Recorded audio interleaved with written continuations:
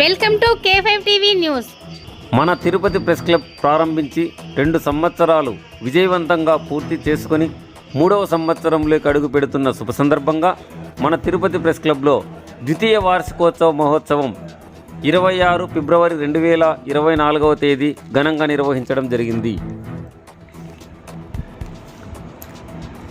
President Reddy Prasad మాట్లాడుతూ మన Tirupati press క్లబ్లోని పాత్రికేయ మిత్రులు ఎల్లవేళలా ఇదే విధంగా సహాయ సహకారాలు అందిస్తూ మరింత ముందుకు సాగాలని కోరుకుంటూ ప్రెస్ క్లబ్లోని ప్రతి విలేకరికి అందుబాటులో ఉంటూ ప్రెస్ క్లబ్ తరపున అండగా ఉంటానని హామీ ఇచ్చారు.